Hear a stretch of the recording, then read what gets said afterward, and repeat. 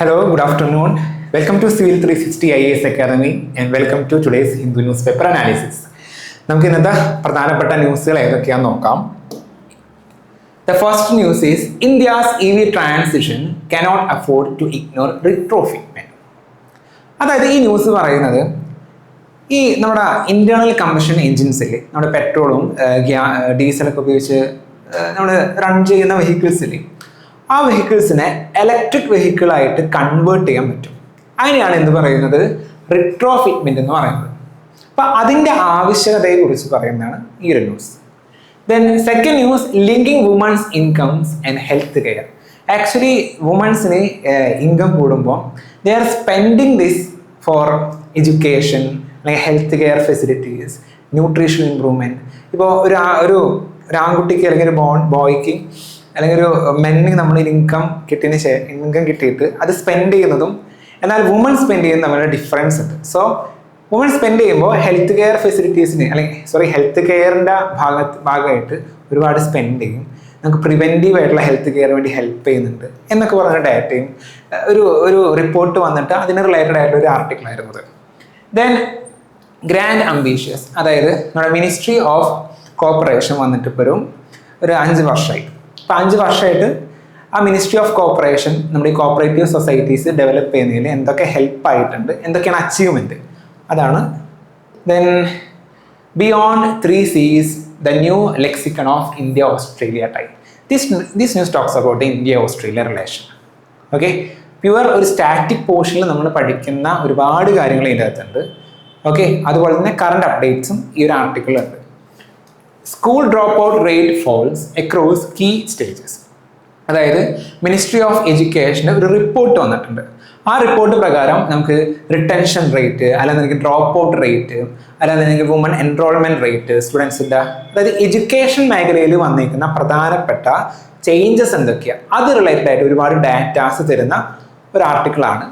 Then contact lost വിത്ത് ദൃഷ്ടി world first ഒപ്റ്റോസാർ satellite.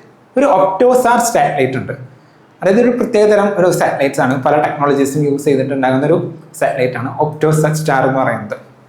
Okay, star അല്ല, ഒപ്റ്റോസാർ. Okay, ഈ ഒരു സാറ്റലൈറ്റ് അതിനായിട്ടുള്ള കണക്ഷൻ വിട്ടുപോയി നമ്മുടെ. ഇപ്പം ആക്ച്വലി അത് കാരണം ഒരു ജിയോമാഗ്നറ്റിക് സ്റ്റോം ആണ്. ജിയോമാഗ്നറ്റിക് സോളാർ സ്റ്റോം കാരണം അതിനായിട്ടുള്ള കണക്ഷൻ നമുക്ക് നഷ്ടപ്പെട്ടു. അപ്പോൾ ആക്ച്വലി ആ സാറ്റലൈറ്റ്സ് ഉപയോഗം ഇല്ലാണ്ടായി തുടങ്ങി. ഓക്കെ, അതാണ് ന്യൂസ്. ദെൻ നമുക്ക് ഓരോ ന്യൂസും എന്താണെന്ന് നോക്കാം. So what is this news?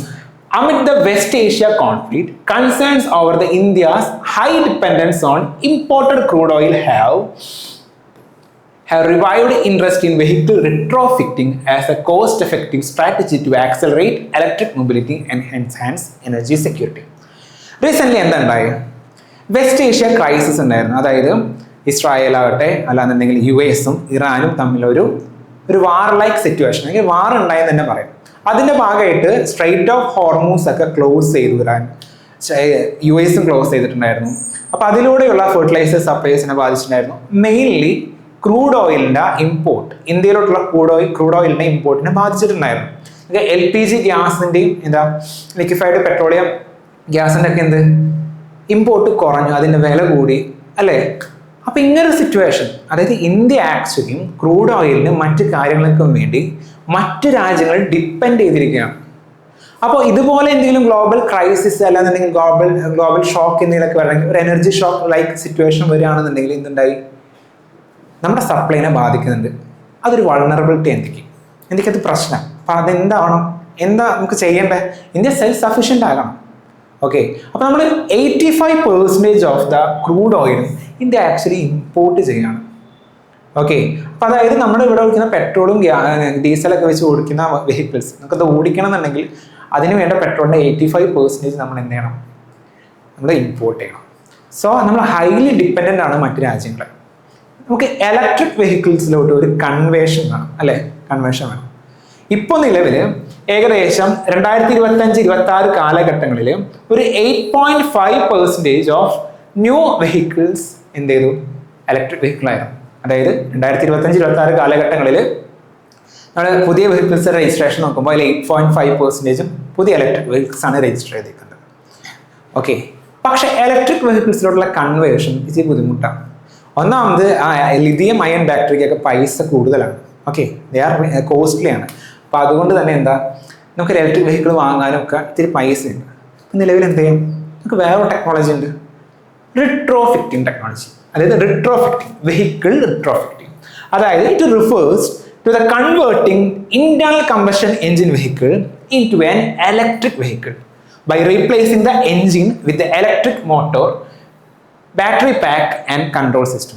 നിലവിലുള്ള പെട്രോളും ഡീസലൊക്കെ ഒഴിച്ചു വിടുന്ന വാഹനങ്ങളെ നമ്മൾ എന്ത് ചെയ്യുന്നു, ഇലക്ട്രിക് വെഹിക്കിളായിട്ട് മാറ്റുന്നു. അതിൻ്റെ എഞ്ചിനിലൊക്കെ ഇച്ചിരി മാറ്റങ്ങൾ കൊണ്ടുവന്ന് എന്ത് ചെയ്യുന്നു, അതിൻ്റെ കൺട്രോളിങ് സിസ്റ്റത്തിലൊക്കെ മാറ്റം വന്ന് ബാറ്ററി ഒക്കെ ഘടിപ്പിച്ച് നമ്മളതിനെ ഇലക്ട്രിക് വെഹിക്കിൾ ആക്കി മാറ്റുന്നു. ഈ ഒരു ടെക്നോളജി ഇപ്പോൾ വളരെ ഇമ്പോർട്ടൻ്റ് ആയി വരാം. ഓക്കെ, നമുക്ക് ഇതിൻ്റെ ഡീറ്റെയിൽ ആയിട്ട് നോക്കാം. ഇത് എന്തിനാണ് importance? Actually what is the importance of vehicle റിട്രോഫിറ്റിംഗിന്റെ ഇമ്പോർട്ടൻസ് എന്താ? First the energy security. നമുക്ക് ക്രൂഡ് ഓയിലിന് വേണ്ടിയിട്ട് മറ്റു രാജ്യങ്ങളെ ഡിപ്പെൻഡ് ചെയ്യേണ്ട ആവശ്യമില്ല. Internal combustion engine vehicles run ചെയ്യാൻ വേണ്ടി അതിന് വേണ്ട ക്രൂഡ് ഓയിലിന് മറ്റു രാജ്യങ്ങളെ ഡിപ്പെൻഡ് ചെയ്യേണ്ട ആവശ്യമില്ല.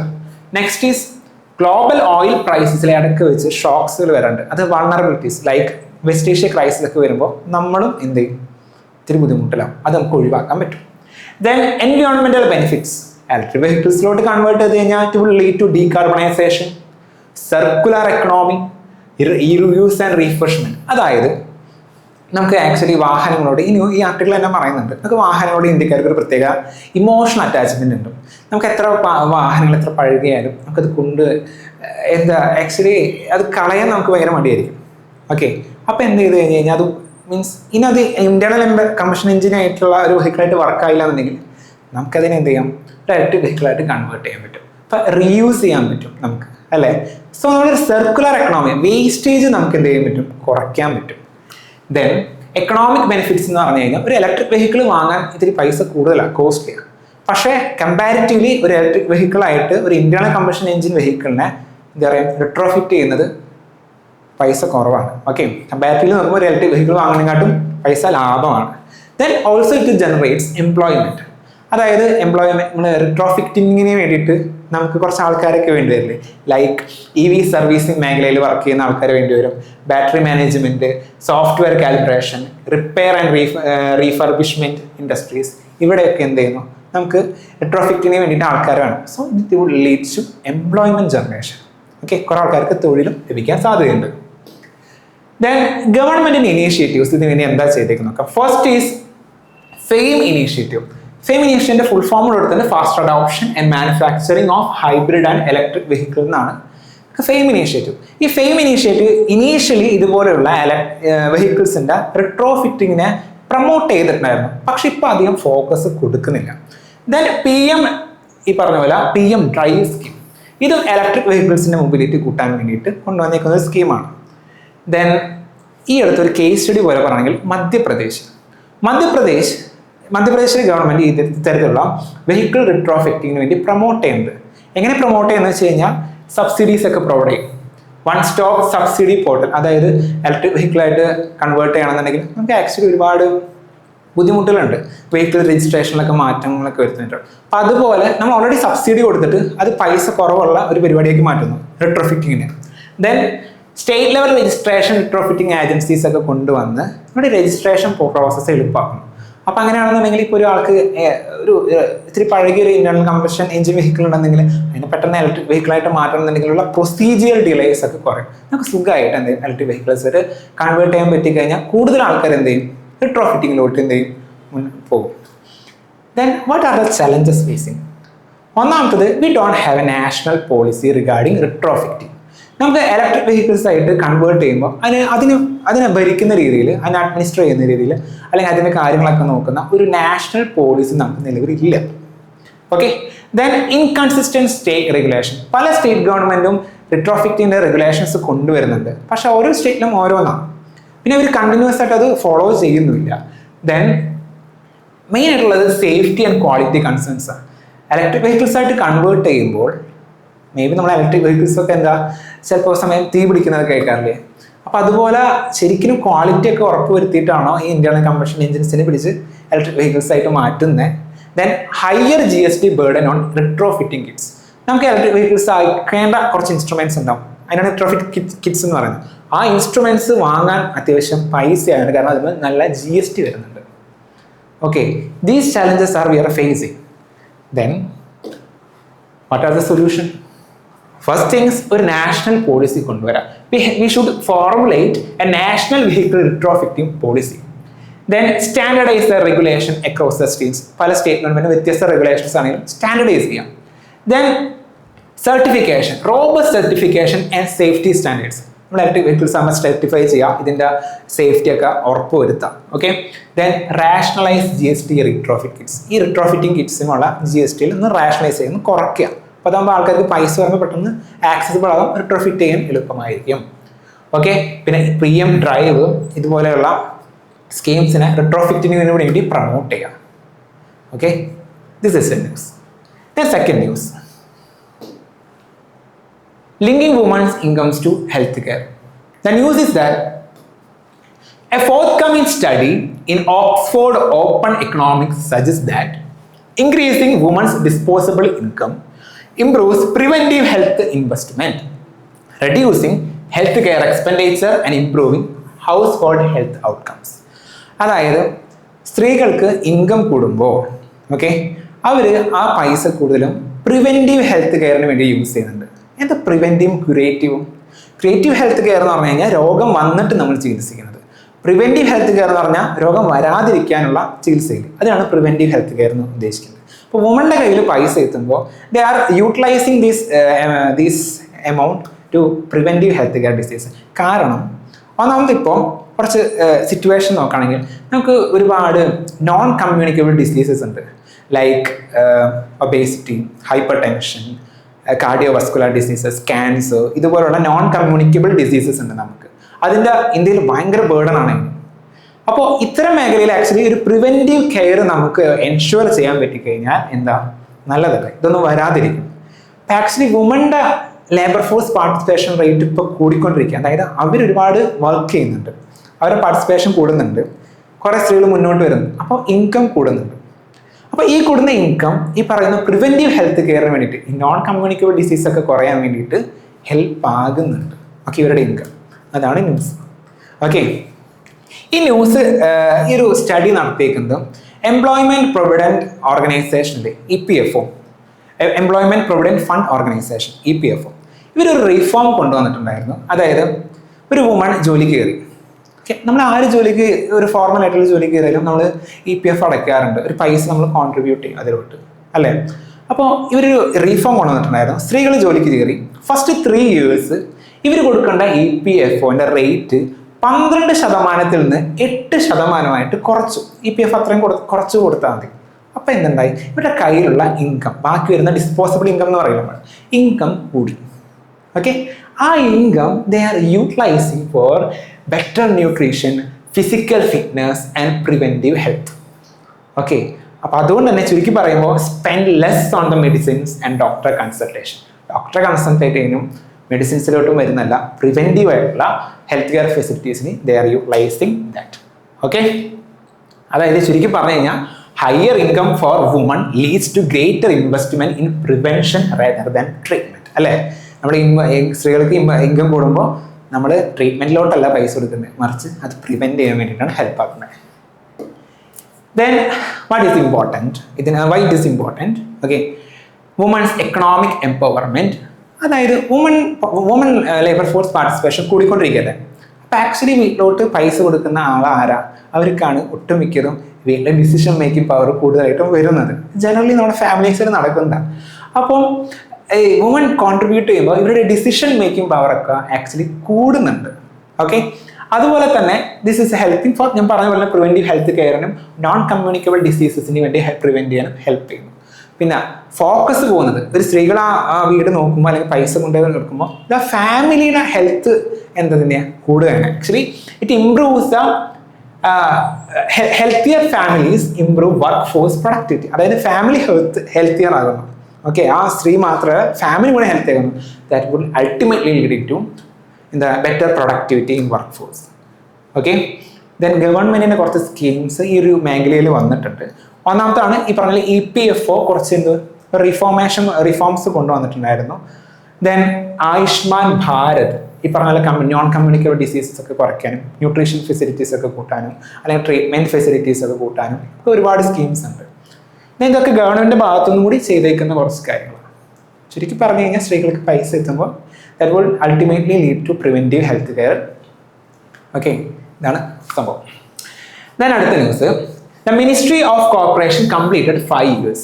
മിനിസ്ട്രി ഓഫ് കോർപ്പറേഷൻ നിലവിൽ വന്നിട്ട് 5 വർഷം. അപ്പോൾ അവരെന്തൊക്കെയാണ് അച്ചീവ് ചെയ്തേക്കുന്നത്? ഓക്കെ, ഇതിനെ കുറിച്ചാണ് news. Then first of all I will tell about the cooperative society. അതായത് എന്താണ് ആദ്യം കോപ്പറേറ്റീവ് സൊസൈറ്റീസ് എന്നൊക്കെ നമ്മൾ അറിയണം. കോപ്പറേറ്റീവ് സൊസൈറ്റി എന്ന് പറഞ്ഞാൽ ഒരു വളണ്ടറി ഓർഗനൈസേഷനാണ്. ഇപ്പോൾ കർഷകരുടെ ആകാം, ചിലപ്പോൾ വേറെ ജനങ്ങളുടെ ആയാലും അവർ തന്നെ വന്ന് ഒരു ഓർഗനൈസേഷൻ ഫോം ചെയ്യുന്നു. അവർ അവരുടേതായിട്ടുള്ള ആവശ്യങ്ങൾക്ക് വേണ്ടിയിട്ട് ആ ഓർഗനൈസേഷൻ യൂസ് ചെയ്യുന്നു. അതായത് ആ മെമ്പേഴ്സ് തന്നെയാണ് അത് അഡ്മിനിസ്ട്രേറ്റ് ചെയ്യുന്നത്. അങ്ങനെ ഒരു വളണ്ടറി ഓർഗനൈസേഷനാണ് കോപ്പറേറ്റീവ് സൊസൈറ്റീസ് എന്ന് പറയുന്നത്. ഈ കോപ്പറേറ്റീവ് സൊസൈറ്റീസിന്റെ ഫോർമേഷനൊക്കെ ആക്ച്വലി കോൺസ്റ്റിറ്റ്യൂഷണലൈസ് ചെയ്തിട്ടുണ്ട്. Part 9B is also talking about the cooperative societies. And also Constitutional Amendment ഉണ്ടായിരുന്നു, 97th Constitutional Amendment Act of 2011 ഈ കോപ്പറേറ്റീവ് സൊസൈറ്റിന് കോൺസ്റ്റിറ്റ്യൂഷണൽ സ്റ്റാറ്റസ് ഒക്കെ പ്രൊവൈഡ് ചെയ്തായിരുന്നു. അപ്പോൾ എന്തിന് ഗവൺമെന്റ് ഇത്ര കോപ്പറേറ്റീവ് സൊസൈറ്റി പ്രൊമോട്ട് ചെയ്യുന്നത് വെച്ച് കഴിഞ്ഞാൽ it would ultimately lead to democracy, grass root ലെവലിലുള്ള ഡെമോക്രാറ്റിക് പാർട്ടിസിപ്പേഷൻ, പിന്നെ റൂറൽ ഏരിയയിലുള്ള എക്കണോമിക് അല്ലെങ്കിൽ എംപവർമെന്റിന് വേണ്ടിയിട്ട് നമുക്കിത് ഹെൽപ്പ് ആവും. കാരണം അവിടുത്തെ ജനങ്ങളെല്ലാവരും ഇപ്പോൾ വലിയ വലിയ മൾട്ടിനാഷണൽ കമ്പനീസിനായിട്ട് ഒരു കർഷകന് കോമ്പീറ്റ് ചെയ്യാൻ ഭയങ്കര ബുദ്ധിമുട്ടായിരിക്കും. അപ്പോൾ ഈ കർഷകരെല്ലാവരും കൂടി ചേർന്നിട്ട് ഒരു ഓർഗനൈസേഷൻ ഉണ്ടാക്കുന്നു. ആ ഓർഗനൈസേഷൻ വഴി ഇവർ സർവീസസും കാര്യങ്ങളൊക്കെ കൊടുക്കുന്നു. ഇപ്പോൾ കർഷകരാണെന്നുണ്ടെങ്കിൽ ലൈക്ക് ഇവരുടെ diary farming means diary products ഒക്കെ ഇവിടെ കൊണ്ട് വിൽക്കുന്നു. ഒരു ബിസിനസ് ഒക്കെ റൺ ചെയ്യാൻ വേണ്ടി ഹെൽപ്പ് ചെയ്യുന്നു. അങ്ങനെ ആകുമ്പോൾ മൾട്ടിനാഷണൽ കോർപ്പറേഷനൊക്കെ ആയിട്ടൊന്ന് ബീറ്റ് ചെയ്യാൻ വേണ്ടി എന്നുള്ള രീതിയിലാണ്, അല്ലെങ്കിൽ എംപ്ലോയ്മെന്റ് ജനറേഷനും economic growth of rural area, ഇതിനൊക്കെ വേണ്ടിയിട്ടാണ് ആക്ച്വലി നമ്മൾ കോപ്പറേറ്റീവ് സൊസൈറ്റീസ് ഫോം ചെയ്തേക്കുന്നത്. കോപ്പറേറ്റീവ് സൊസൈറ്റി അഗ്രികൾച്ചർ മേഖലയിൽ മാത്രമല്ല, മറ്റ് dairy, fisheries, banking, housing, consumer cooperatives, export, ഈ മേഖലയിലും ഒരുപാട് കോപ്പറേറ്റീവ് സൊസൈറ്റീസ് വർക്ക് ചെയ്യുന്നുണ്ട്. ഓക്കെ, ദെൻ എന്തൊക്കെയാണ് ഈ മിനിസ്ട്രി ഓഫ് കോർപ്പറേഷൻ ചെയ്തതെന്ന് വെച്ച് കഴിഞ്ഞാൽ സ്ട്രെങ്തനിങ് ദ PAS. മെയിനായിട്ട് ഒരു അച്ചീവ്മെന്റ് ആണ് പറയുന്നത്. PAS എന്ന് പറഞ്ഞാൽ പ്രൈമറി അഗ്രികൾച്ചറൽ ക്രെഡിറ്റ് സൊസൈറ്റീസ് എന്ന് പറയാം.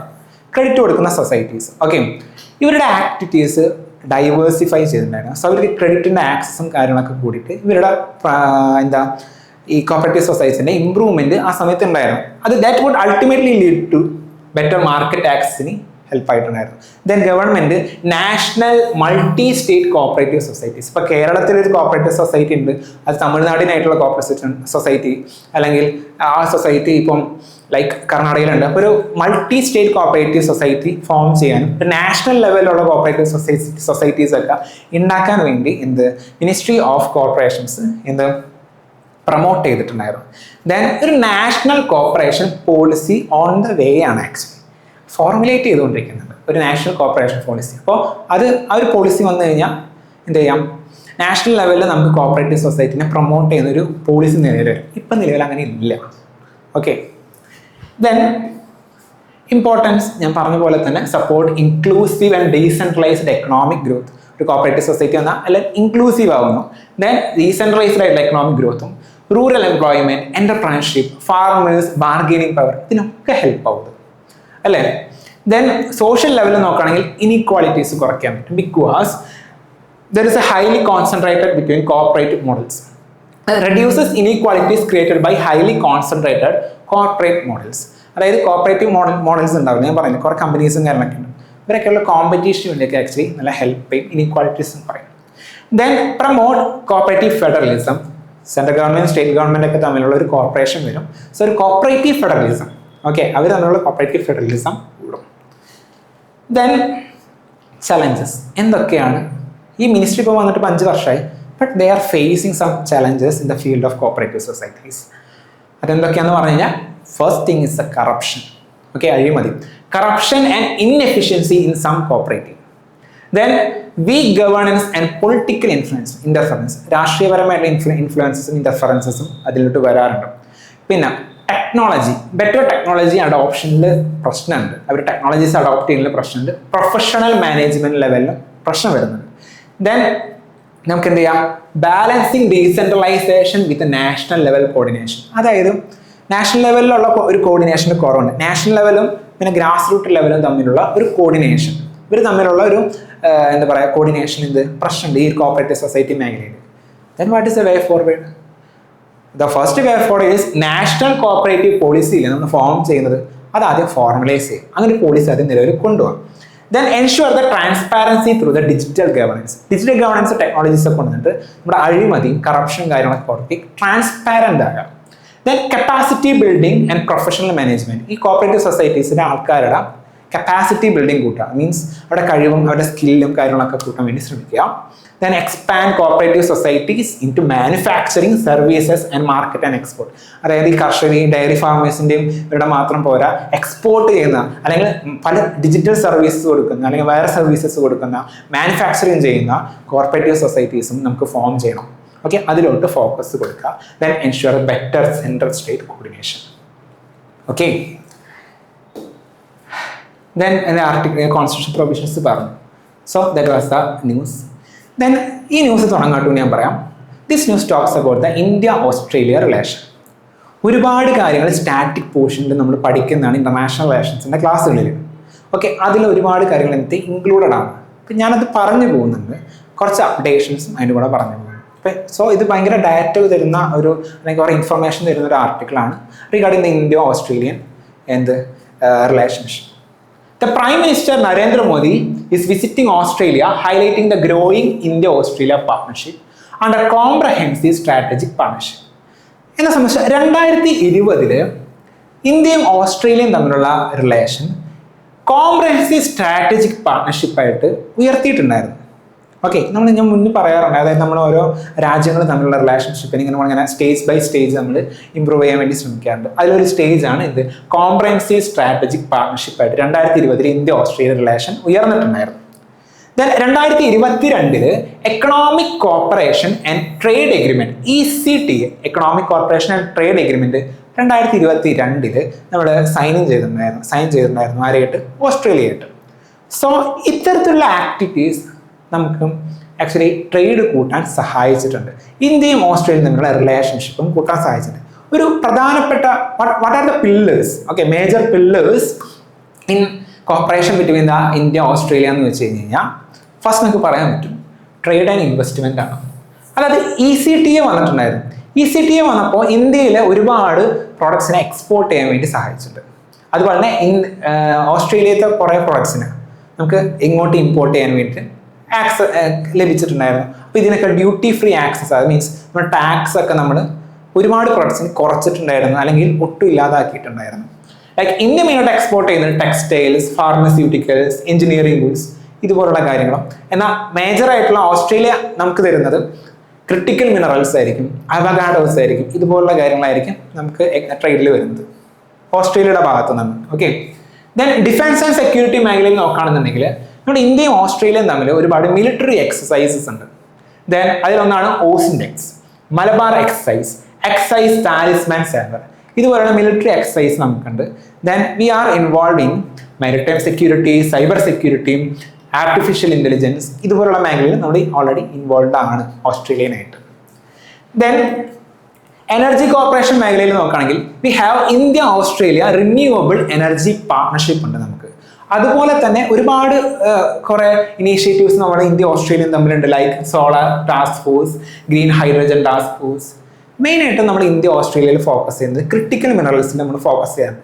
അത് ഓസ്ട്രേലിയ ഒരുപാട് ക്രിട്ടിക്കൽ മിനറൽസ് ഉണ്ട്, അത് നമുക്ക് ഇന്ത്യയിലോട്ട് എക്സ്പോർട്ട് ചെയ്യാൻ വേണ്ടിയിട്ട് നമ്മൾ അത്തരം ആക്ടിവിറ്റീസിൽ ഇന്ത്യ ഓസ്ട്രേലിയ റിലേഷൻ ഫോക്കസ് ചെയ്യാറുണ്ട്. മെയിനായിട്ടും Australia is expected to expand uranium exports to India for peaceful civil nuclear energy.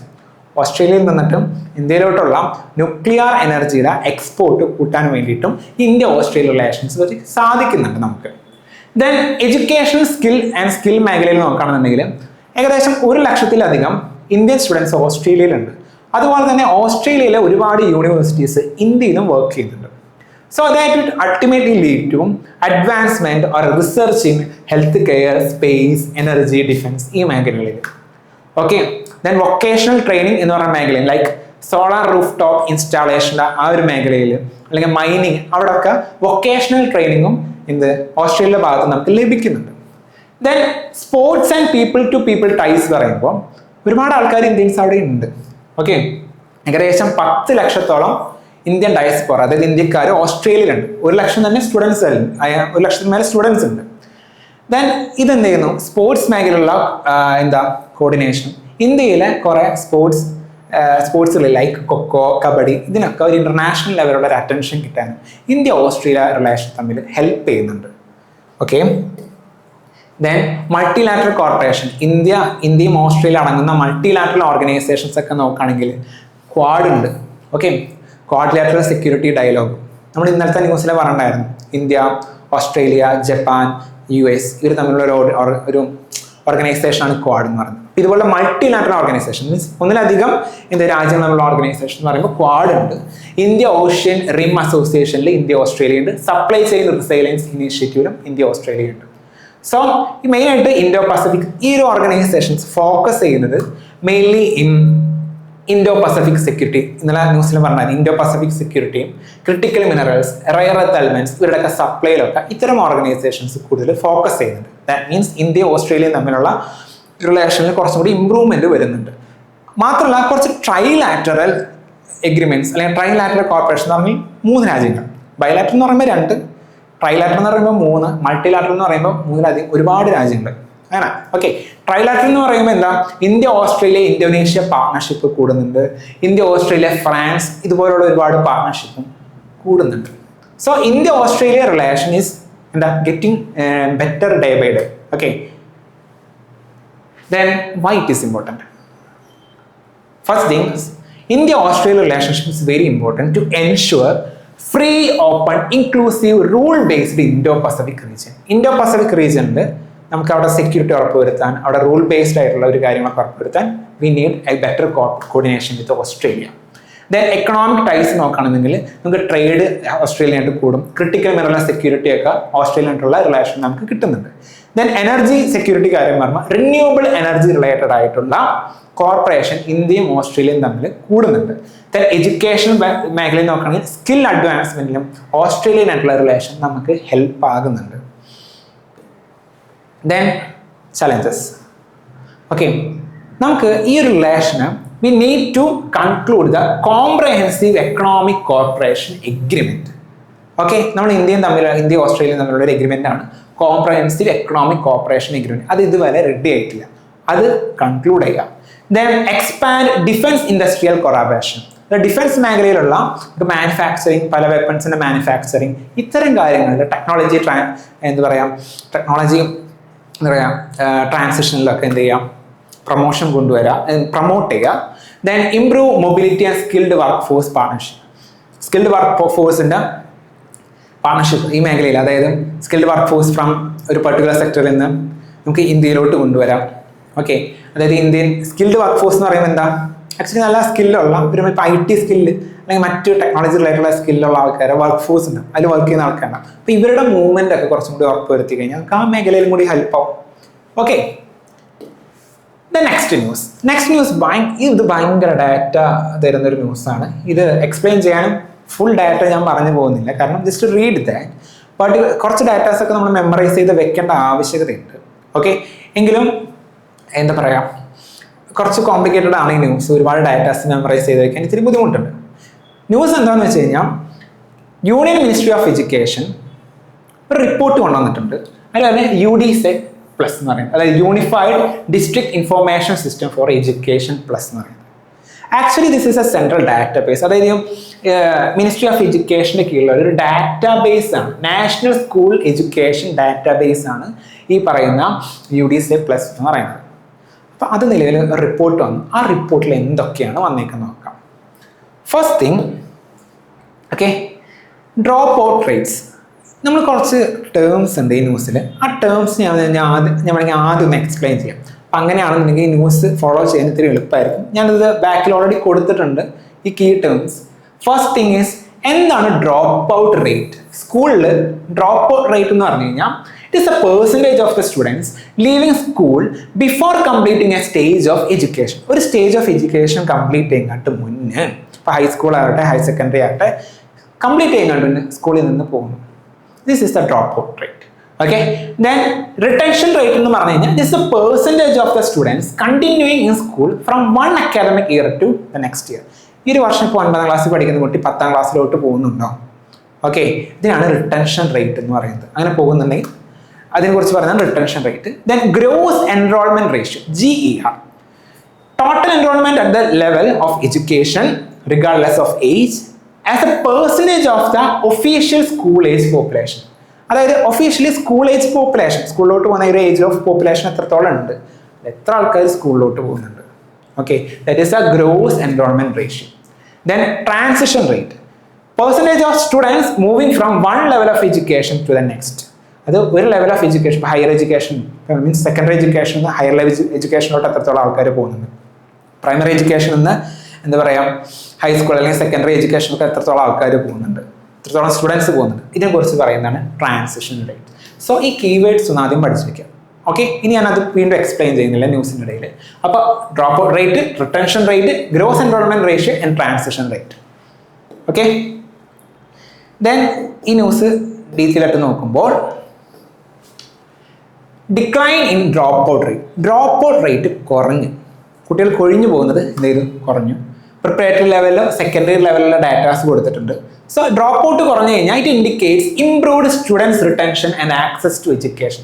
അതായത് കുട്ടികൾ കൊഴിഞ്ഞു പോകുന്നു സ്കൂളിൽ നിന്ന്. ഓക്കെ, അതിനാ മീൻസ് എഡ്യൂക്കേഷൻ ഫെസിലിറ്റീസ് അവർക്ക് കൂടുതലായിട്ട് ലഭിക്കുന്നുണ്ട്, അവർക്ക് ഒരുപാട് റിട്ടൈൻ ചെയ്യുന്നുണ്ട്.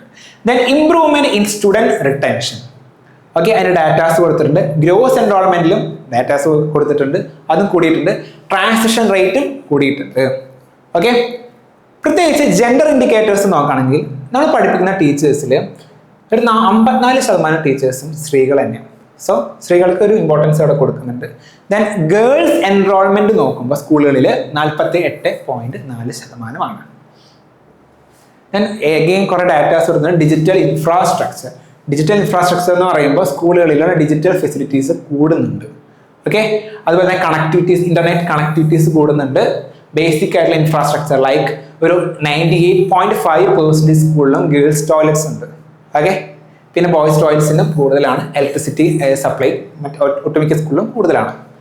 ദെൻ വാട്ട് ദിസ് ഇത്തരം ഡാറ്റാസ് തന്നില്ലേ, വാട്ട് ദിസ് റിപ്പോർട്ട് ഇംപ്ലൈ, എന്താ കാണിക്കുന്നത്? That reflects the progress towards universal school education. നമുക്ക് സ്കൂൾ എഡ്യൂക്കേഷൻ നല്ല രീതിയിലുള്ള ഇമ്പ്രൂവ്മെന്റ് വരുന്നുണ്ട്. നമുക്ക് നാഷണൽ എഡ്യൂക്കേഷൻ പോളിസി ഉണ്ട്, ന്യൂ നാഷണൽ എഡ്യൂക്കേഷൻ പോളിസി ഉണ്ട്. അപ്പം 2020 അത് നടപ്പിലാക്കാൻ വേണ്ടി ഇത്തരം കാര്യങ്ങൾ ഹെൽപ്പ് ആയിരിക്കും. ദെൻ ഇറ്റ് പ്രൊമോട്ട്സ് ഇത്തരത്തിലുള്ള ഡാറ്റാസ് എന്താ ചൂണ്ടിക്കാണിക്കുന്നത്? പ്രൊമോട്ടിങ് ജെൻഡർ ഇക്വിറ്റിയും digital inclusion, better learning outcomes, ഇതൊക്കെയാണ് ഇത് ചൂണ്ടിക്കാണിക്കുന്നത് ഈ report. But we have some challenges. Okay, നമുക്ക് കുറച്ച് ചലഞ്ചസ് ഉണ്ട്. What are the challenges? First thing is the secondary school retention remains relatively low. Secondary സ്കൂളിലുള്ള റിട്ടൻഷൻ എന്ന് പറയുന്നത് വളരെ കുറവാണ്. ഓക്കെ, റിട്ടേൺ ചെയ്യുന്ന ആൾക്കാർ വളരെ കുറവാണ്. ദെൻ ഇന്റർനെറ്റ് ആക്സസ് ഒക്കെ പല സ്കൂളുകളിലും ഇപ്പോഴും ഇല്ല. Then quality of learning enrolment means ഒരു എൻവയോൺമെന്റ്, ക്വാളിറ്റി ഓഫ് ലേണിംഗ് ചിലപ്പോൾ അക്കാഡമിക്സിൻ്റെ ബുക്കുകളിലായിരിക്കാം, അല്ലെങ്കിൽ തരുന്ന ക്ലാസ് റൂം ഫെസിലിറ്റീസിലായിരിക്കാം. അതിലൊക്കെ കുറച്ചും കൂടി ഇമ്പ്രൂവ്മെന്റ് വരുത്തണം.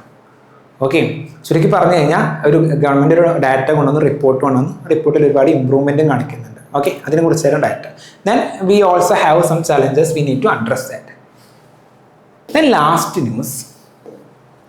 This news talks about that the Bengaluru-based space startup Galaxy lost contact with the mission Drishti reportedly after a geomagnetic storm affected a critical onboard system during the launch and early orbital phase. അതായത് ഒരു private കമ്പനിയാണ് ഇത് Galaxy എന്ന് പറയുന്നത്. ഇവരുടെ ഒരു satellite, ഒരു mission ഉണ്ടായിരുന്നു, മിഷൻ ദൃഷ്ടി എന്ന് പറയുന്നത്. ഒരു സാറ്റലൈറ്റ് പുറത്തേക്ക് വിടുന്ന മീൻസ് അറ്റ്മോസ്ഫിയറിലോട്ട് അല്ലെങ്കിൽ സ്പേസിലോട്ട് വിടുന്ന ഒരു പ്രൊജക്റ്റാണ് മിഷൻ ദൃഷ്ടി എന്ന് പറയുന്നത്. അത് ആക്ച്വലി ലോകത്തിലെ തന്നെ ഫസ്റ്റത്തെ ഒപ്റ്റോസാർ സാറ്റലൈറ്റ് ആയിരുന്നു. എന്താണെന്ന് ഞാൻ പറയാൻ പിന്നീട്. ഓക്കെ, ഒപ്റ്റോസാർ സാറ്റലൈറ്റ് ആയിരുന്നു. എന്നാൽ ഈ മിഷൻ ഫെയിലായിപ്പോയി.